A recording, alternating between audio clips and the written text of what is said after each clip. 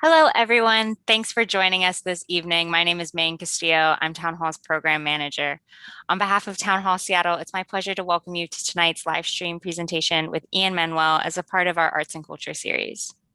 As we get underway, I would like to acknowledge that our institution stands on the unceded traditional territory of the Coast Salish people, particularly the Duwamish. We thank them for our continued use of the natural resources of their ancestral homeland. Thank you all for tuning in. Town Hall is proud to be a community-focused organization and a place where we can share and sustain ideas and creativity, even if it means we can't gather in person. I'd like to thank Ian for appearing tonight to help make that possible. If you share in Town Hall's vision for a robust community engaged in the arts, science, and culture where everyone has a voice, please consider supporting us tonight by making a donation or becoming a member. Town Hall is adding new events and podcasts every day. Upcoming programs include Eric Johnson and Thomas McGuane encouraging us to follow our dreams in a material world. Gina Warren sits down with Chicken Mike and Nicole Graham for an update on the backyard chicken movement. And Mikey Huff and Andy Lee Roth from Project Censored will address the importance of independent journalism and the free press. You can check out more of what's upcoming by visiting our online calendar at townhallseattle.org. Tonight's presentation will be about 60 minutes, including Q&A. Questions will be selected from those in the chat field at the bottom of the video player, so please submit those at any time. You can also text questions to 206-504-2857 as noted in the chat. We cannot guarantee that we'll be able to address every question, but we'll try to get to as many as possible. Please keep your questions concise and in the form of a question. For those who'd like to view the program with closed captions, click the CC button in the bottom right corner of the video player. The program will be available for rewatching immediately following the event. Town Hall's work is made possible through your support and the support of our sponsors. Our Arts and Culture series is supported by For Culture, Arts Fund, Seattle Office of Arts and Culture, the Norcliffe Foundation, and Wyncote Foundation Northwest. Finally, Town Hall is a member-supported organization, so I'd like to thank all of our members watching tonight. One final note, you will want to dive deeper into tonight's conversation by purchasing a copy of the book being presented tonight. Please use the link in the chat below to buy through our partner bookseller, Elliott Bay Books. And now for this evening's program. The United States is the only country in the world that sentences young teenage offenders, mostly youth of color, to life in prison without parole. Regardless of the scientifically proven singularities of the developing adolescent brain, this practice continues to this day. The story you'll hear tonight from our speaker is his to tell, so I won't give away too much information here, but he was a victim of this brutal sentencing at the age of 13. Ian Manuel is a poet and motivational speaker. He presents at schools and social organizations nationwide. He has appeared on many news and entertainment shows to tell his story, including CNN, The Daily Show with Trevor Noah, Upworthy, and the Los Angeles NPR station KCRW. Other news outlets such as The Today Show, The LA Times, and People have featured Ian's story as well. Manuel's new book, My Time Will Come, A Memoir of Crime, Punishment, Hope, and Redemption, is the subject of this evening's talk. Please join me in welcoming Ian Manuel. Thank you. Thank you for such a warm introduction. Can you hear me? Okay. Thank you for such a warm introduction, Maggie. Hi, guys. Thank you guys for being here tonight. I want to start by, giving you a little context on why we're here. So I'm going to start by showing you a short 5-minute, 3-minute video from the Equal Justice Initiative.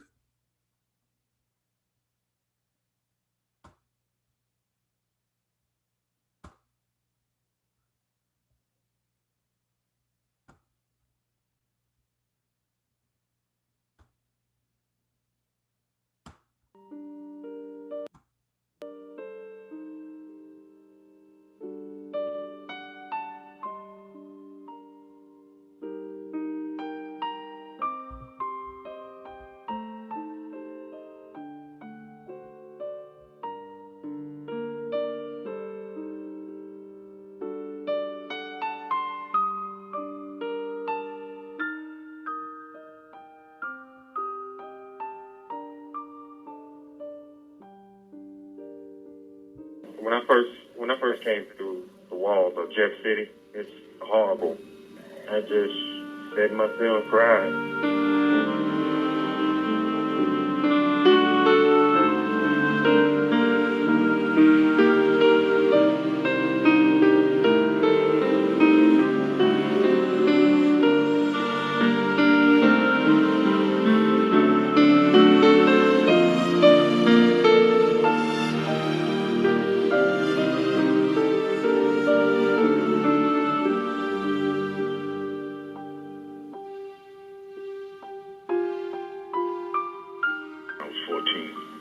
23, and it's hard for young children to be able to express themselves to begin with and make smarter, better decisions than I was at 14.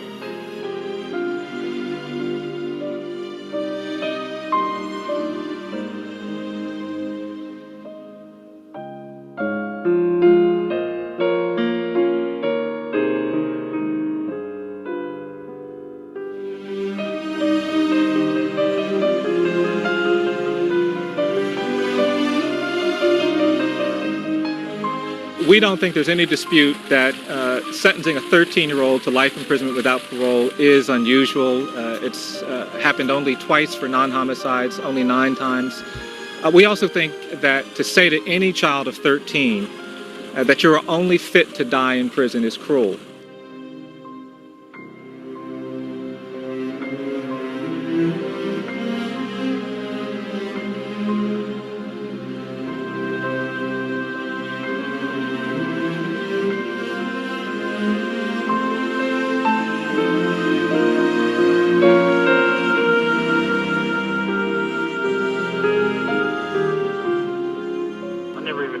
Sentence to life without parole when I was 14. I never knew that they would send people to prison and let them die there, and especially young people.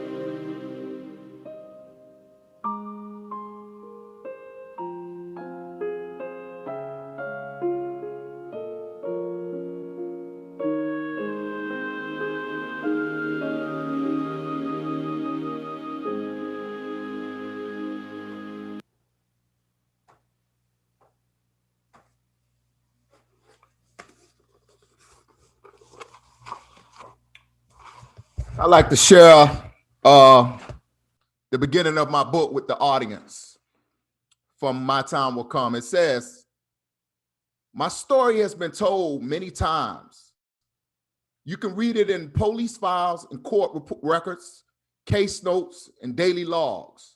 The story of my birth, for example, told by a judge, sentencing my mother to prison soon after my arrival in this world. And there's the story of that day when I was 5, and the case notes of a social worker who drove me to a foster home, and then a few days later, drove me back to the projects, to the room I shared with my abuser. The story of my childhood was told multiple times by juvenile probation officers who found me to be a problem best managed inside the walls of institutions. In the illustrious space, cold and intensely bright in my memory of an adult courtroom, it would be the robed and sober voice of a judge who would foretell my death when I was 13. Relying on the stories of police officers, lawyers, and other accomplished professionals, he would send me to Florida State Prison, never to be released. As I said, my story has been told many times and by highly regarded experts in their fields. But today, if you'll bear with me, I would like to try to tell it to you myself. I have reason to believe that experts may be wrong about me. You see, today, 30 years later, I am neither dead nor in prison. And the stories told of my life, each begins with a crime. A crime by my mother against a neighbor, crimes against me, crimes committed by me. My stories are defined by legal codes and diagnostic categories. To tell you the truth, I struggle to shake these, to describe myself as I am in all that I am. My sense, though, is that this is an experience true to millions of people who, like me, happen to be born in poor neighborhoods at a time in history when the intervention of choice is arrest and incarceration, even for mothers of infants, even for young children. I would like not to begin my story as the experts have done with the story of a crime, but that is, in fact, the reality of this life.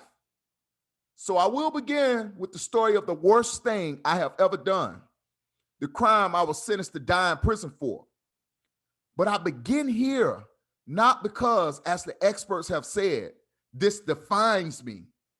I begin here because I hurt someone very badly during a time in my life when I was blinded by my own hurt. I think I owe it to her and to the child that I was.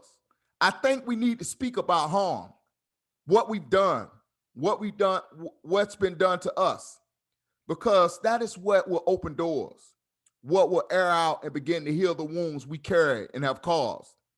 And that is what will allow for new stories to begin to be told.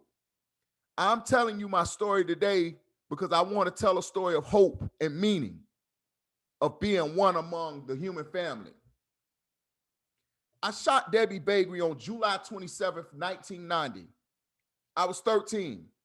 And along with a group of older boys, I was trying to rob her and the man who was walking her to her car. He, of course, was walking her to her car out of concern for her being a woman alone at night in a parking lot. My friends and I were the embodiment of his reasons for concern. And I believe that night I only confirmed any beliefs he had about kids like me. At the time, my mom and I were homeless, staying with a family friend in the housing projects I call home most of my life, Central Park Village. Central Park Village had been a prosperous entrepreneur Black community before I was born. But after the deadly riots and looting there in 1967, the neighborhood had fallen on hard times. It was now a complex of rundown, low-rise buildings, riddled with poverty, gang violence, drugs, and crime.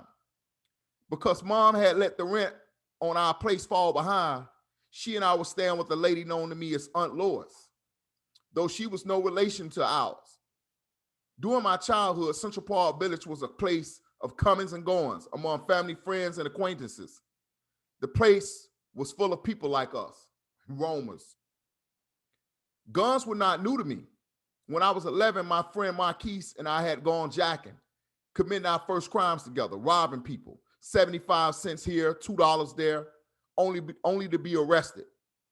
The gun we had brandished turned out to be an old, rusty, empty Colt M1 1911, the standard issue sidearm of the U.S. Armed Forces from 1911 to 1986. Toward the end of the school year, during a conflict I had with a classmate, Marquise's cousin had pulled the gun out, pointed it at my opponent, and insisted that I fight him. The gun I would end up using to shoot Debbie was a .32 revolver. On the night of the crime, I met up with Marquise, who was 14 at the time, and two older boys from the neighborhood, and we walked downtown. Downtown Tampa was my stomping grounds for a couple years.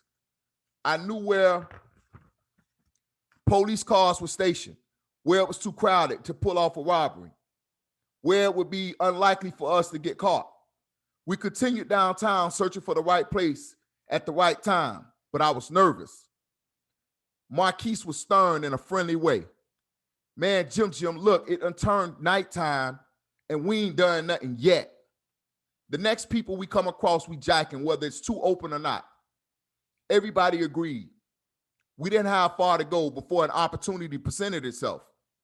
As we were walking across the parking lot, we turned to see a white man and woman leaning against a car, wrapped in conversation.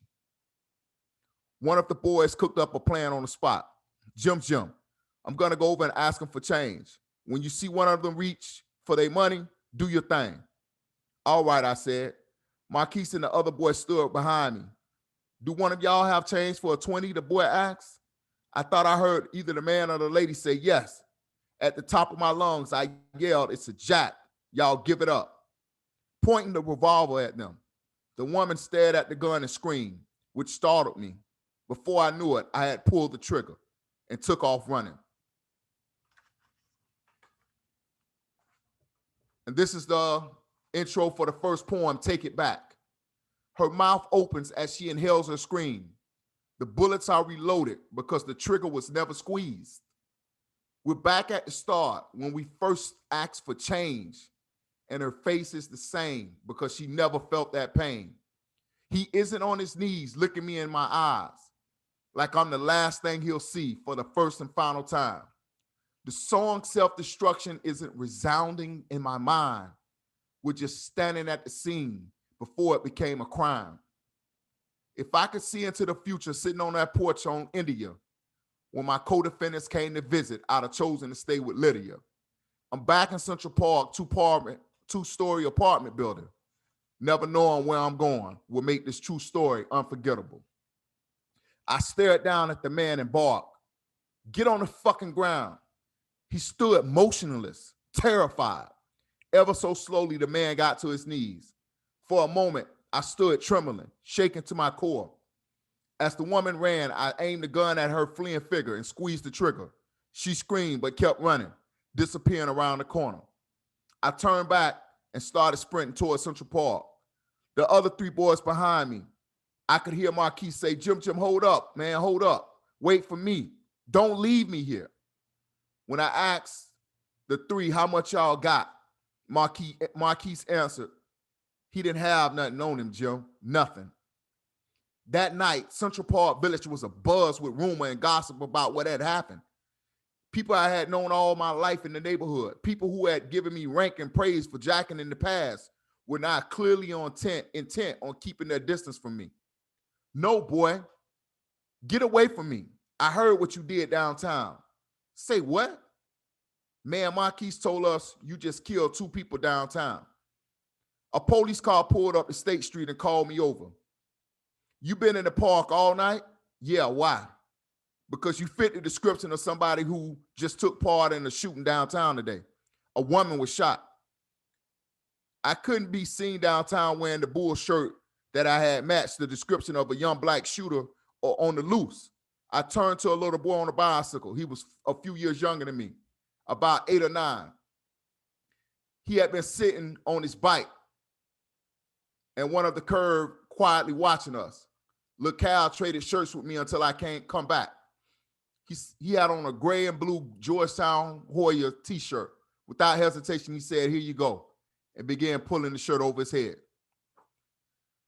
So that's how I ended up committing a crime that would send me to prison for a sentence that the judge told me. I still remember how I ended up in adult court because of a Florida law that says a child of any age indicted for a life or death felony shall be treated in every respect as if he were an adult.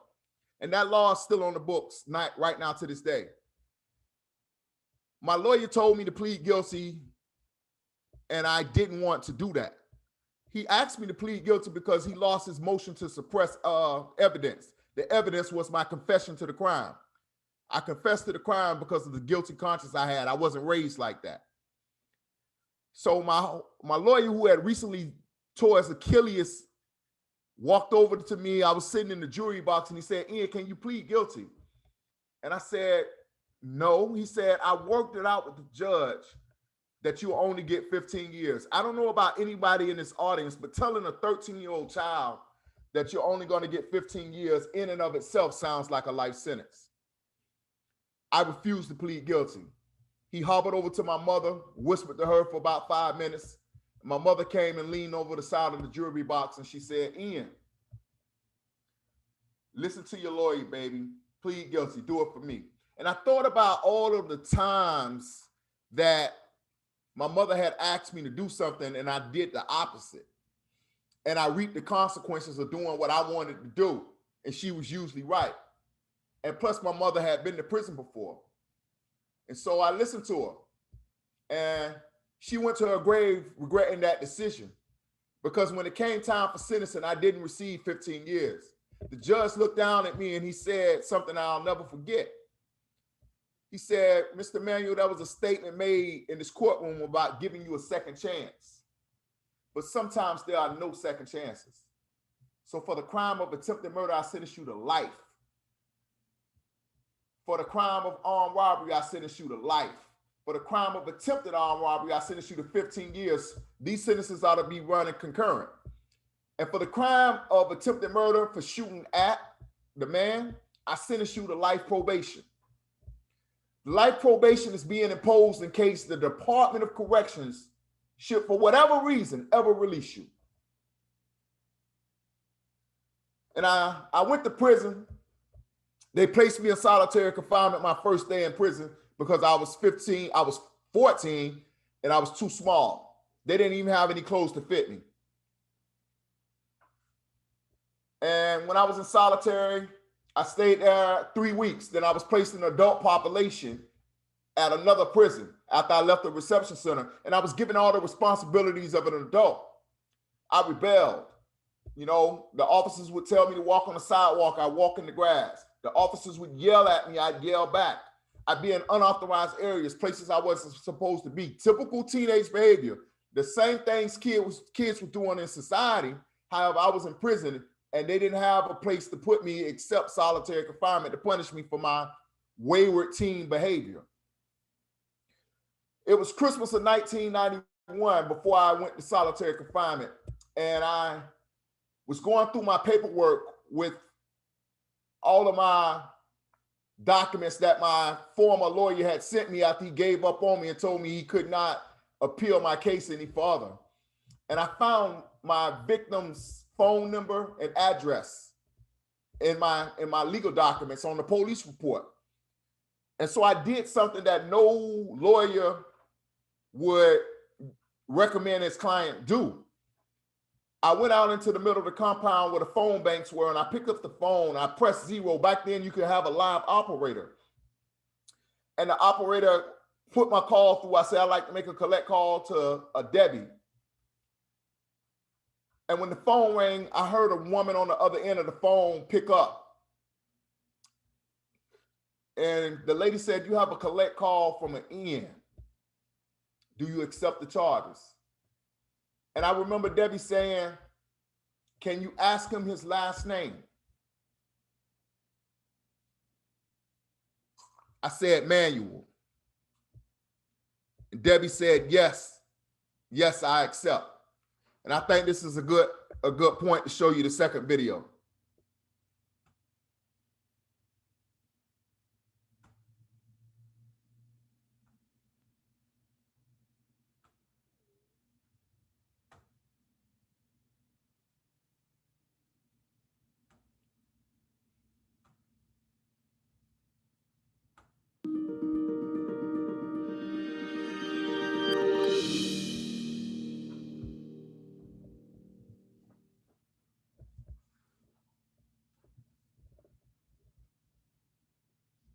I had built up a reputation in the neighborhood as someone who was fearless. It didn't matter that I was the youngest. I was given a gun. Daughters were 3 and 1, and it was the first time I had been out, really, since I had my second baby. I see these 3 guys walk up to the car, and I wasn't really paying attention to them. One of them asked, you got any change? Heard from behind, I'm serious, give it up. And Debbie immediately screamed. I immediately fired. He shot. I saw one of my teeth fall on the ground. I threw the gun in some bushes and went back to the neighborhood.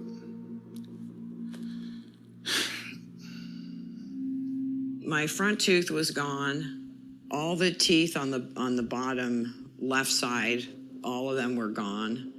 Then I found out who it was. They said, Ian Manuel, 13. I'm like, 13? There's no way a 13-year-old kid shot me.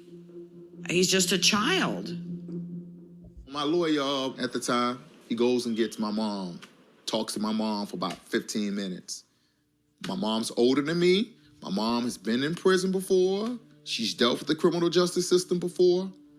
And she tells me, Ian, do what your lawyers say, baby. Do it for me. Please plead guilty for me. I said, okay, Mom. She went to her grave regretting that, man. Because I ended up being sentenced to life. I've been in prison about a year at this time. It was around December 1991. I had all my paperwork scattered out on the table. Police report was in there with Debbie's phone number. So I got the idea, let me call Debbie. I got a phone call, and it was a collect call. You ever collect call from Ian at Appalachian Correctional Institution? Will you accept the charges? Morbid curiosity, more than anything. I said, I'll accept the charges. The first thing I say was, Ms. Bagley, I called to wish you and your family a Merry Christmas and Happy Holidays, and to apologize, for shooting you in the face. He said he was sorry for what he did, and if it wouldn't be too much trouble, I would like to write you. She said yes. And that's how our correspondence started. I was getting letters from him from the time he was 14, and I'm reading them, and I'm thinking, the way his sentence structure, his vocabulary, he is way too young to be this articulate. I'm glad I had followed my heart and picked up that phone that day, because if not, I would have missed out on a truly special friendship. I forgave him because he was a child. I used this to make my life better. I refocused.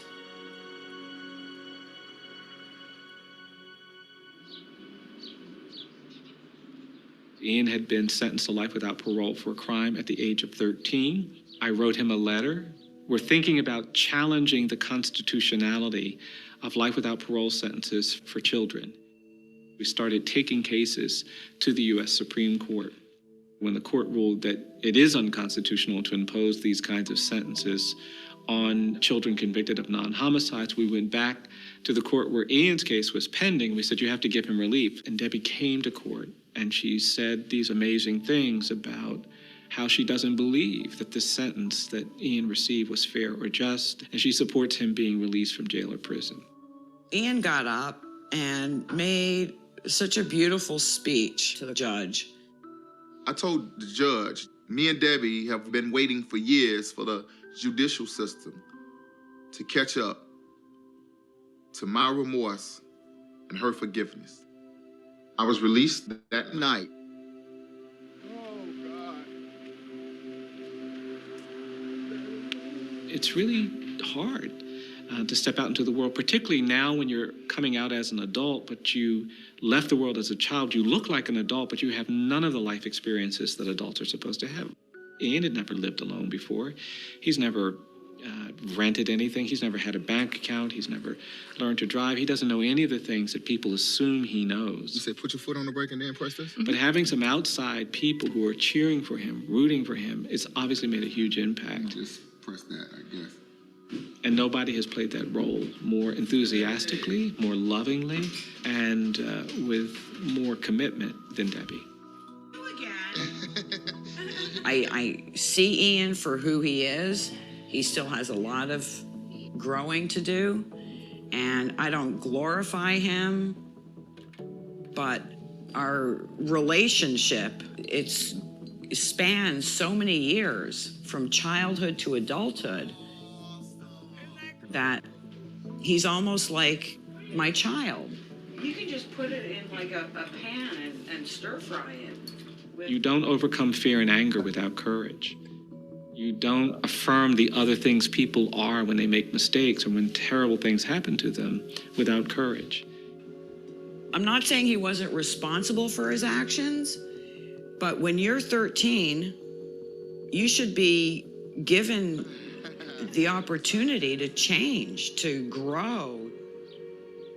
What I feel is compassion for another human being. Hell of a dance.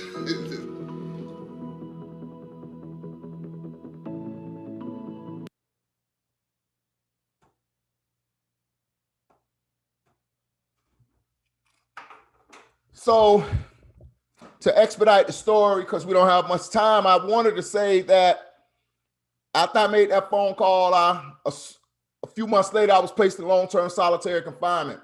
And in solitary confinement, I would stay there from November 1992 to November 2010, from when George H.W. Bush was president to when Barack Obama was on his second year of his first term. And a lot of people ask me all the time, Ian, how did you survive 18 years in solitary? I mean, that's like ridiculous. It's inhumane. It's cruel. It's unusual. And there's several things. I mean, I got my strength from my grandmother, Linda, who I love dearly. I got the message that my mother instilled in me as a child, which was, baby, you're brilliant. No matter what, don't never let them take your mind. But the main ingredient that kept me sane and solitary was the ability to dive within the depths of my imagination and create poetry. And I remember after the U.S. Supreme Court overturned all life sentences for juveniles, and I thought I was going home, and I actually went back to court and was resentenced to 65 years. I came back to prison and I wrote this poem called My Time Will Come, which is the title of my book. And I want to share it with you guys today. It says, I promise you, the brunt of my oppression has a purpose. And this same person that you persecute will one day be worshiped. Though I stand before you bare-chested and shirtless, with my soul and emotions naked, just wanting to be nurtured. Yeah, despite the desperation, desertion, and hurting, my time gonna come. Though I composed this poem not knowing if I'll ever be able to perform it in an auditorium, I do it with the faith of a poet that believes he was born to do it, like an acorn caught up in a storm, flung from the branch where it was born. You can only hold me back for so long. My time gonna come. Despite the difficulties and disappointments, my determination remains undaunted. Though the waters of my tomorrows are deep and uncharted, the buoyance of my character will float unwavering towards him, like a song written, yet unrecorded. My time gonna come. Though you wrapped me in chains and sprayed me with chemical flames and did all of the things you did that add to my pain, my circumstances will change. I believe this with the depths of my being, that as long as this world continues to spin, it cannot end until it's been enjoyed by end. Remember this day, because things won't always be this way. My time gonna come. My time gonna come against all conceivable odds. My time gonna come. And after I wrote that poem, things started to change for me, man. Like, things went to falling in place. I truly believe we as human beings can will things into existence. And 5 years later, man, I went back before the same judge that gave me that 65 years. The same judge, before he gave me the 65 years, that said, Mr. Manuel, everyone's talking about rehabilitation, but I want everyone in this courtroom to know that when Mr. Manuel's crime happened in 1990, the legislative intent was to punish, not to rehabilitate. And I knew I wasn't going home that day. When I stood back in front of that judge on November 10th, 2016, his tone was different. He asked me if I had any last words. And this is what I told him.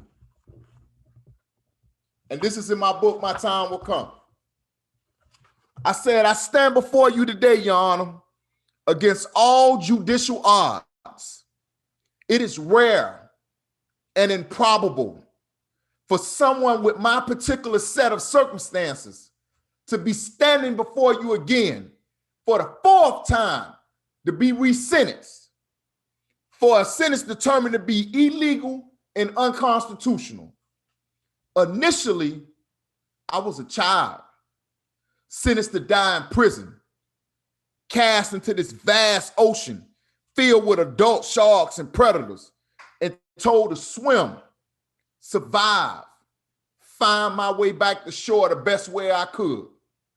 Well, here I am. But I'm not unscathed by my journey. My heart bears the pain of my punishment. Look around this courtroom. It is different. The faces have changed from the original cast members. The judge, the state, the defense, my mom, dad, brother, etc. Everybody except Debbie and me. Two people with one common interest, waiting on the judicial system to catch up to my remorse and her forgiveness. Hopefully today is the day we can stand together as an example in a country deeply divided by racial dimensions and show that justice does prevail, that wrongs will be made right. And like English Lit teaches us all sentences have a period that brings them to an end. Thank you.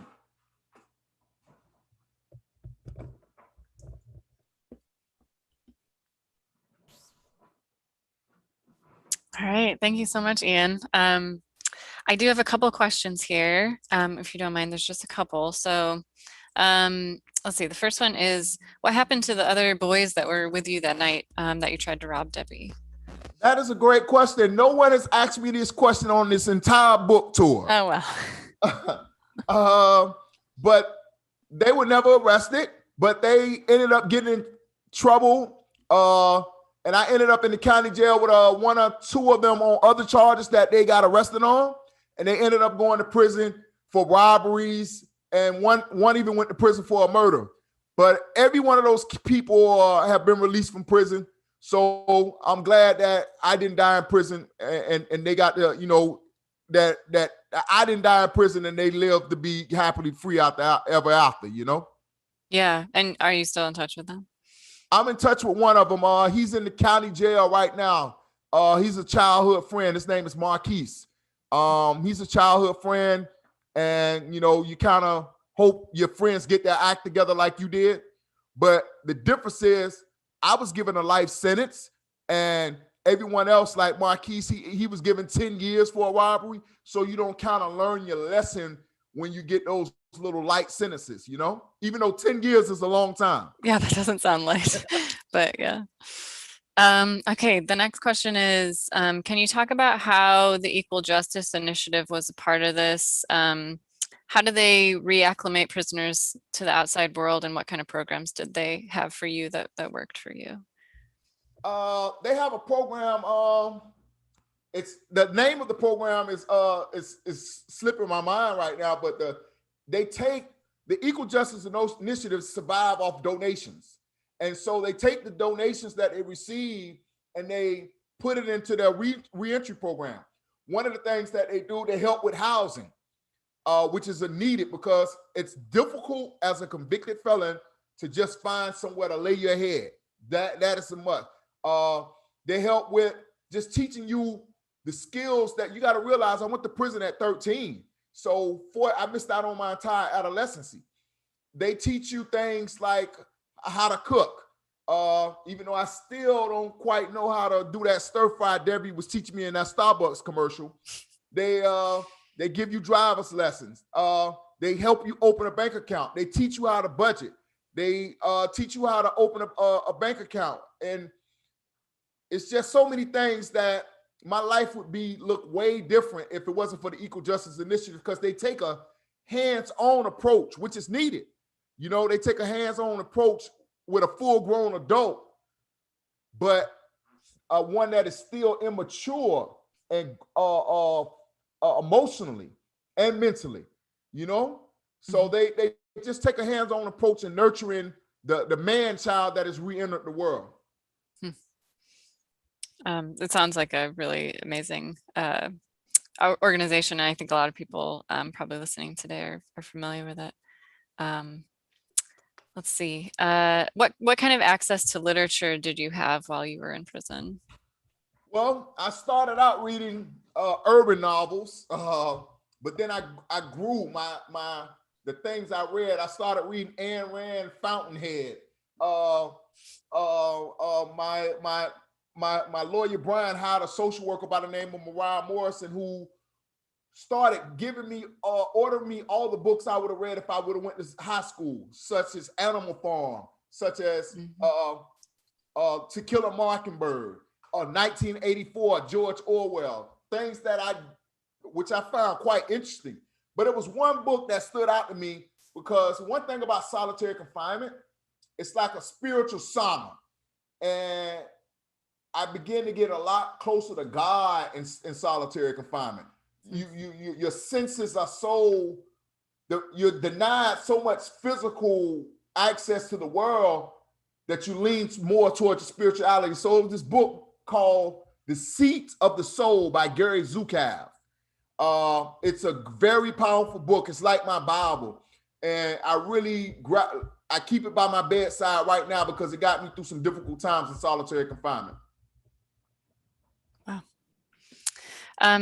I wonder if we could close here by you kind of telling the audience what you hope they get from your story, or what you hope for them to get out of reading your book. Yeah, one of the things I want you to know is that the human spirit can't be conquered. That if you don't give up on yourself, you can kind of will things into existence. I have a saying, man, a mantra, really. The impossible is obtainable. The impossible is obtainable. And me sitting here before you today in the physical, not dying in prison, show that the criminal justice system got it wrong. They said that I was never fit to the exist in society again, that I was irredeemable. At 13, I've been out 5 years. I haven't even been close to being in handcuffs in 5 years. You know, I'm the embodiment of the fact that there was no such thing as super predator, you know, someone that needs to be cut off at an early age. So I just want people to take from this that this criminal justice system doesn't always get it right, and to get involved. I had a presentation last night when I was talking about prison reform and voting for people to have criminal justice reform. And my moderator, she kind of corrected me. And she was saying that that's not good enough. Reform is something that's when you tinker with it to try to make it a little better. She told me that the prison system and the criminal justice system need a complete transformation. And I totally agree with her. So I would just ask people to join with us in this fight to help transform this criminal justice system and the penal system. Great. Well, thank you so much for bringing, you have such great energy. I feel like really motivated just listening to you. So thank you so much for presenting with us tonight. And I want to encourage the audience watching, the link for Ian's book, My Time Will Come, is in the chat below. If you click that link, it'll take you right over to Elliott Bay, and you can support a local store tonight. Thank you again so much, Ian. And I've seen that you've gotten a lot of press for your book, and I want to congratulate you on that. And I hope that the rest of the tour goes really well for you.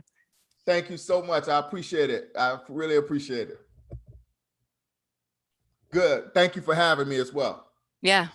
Have a good night. Good night.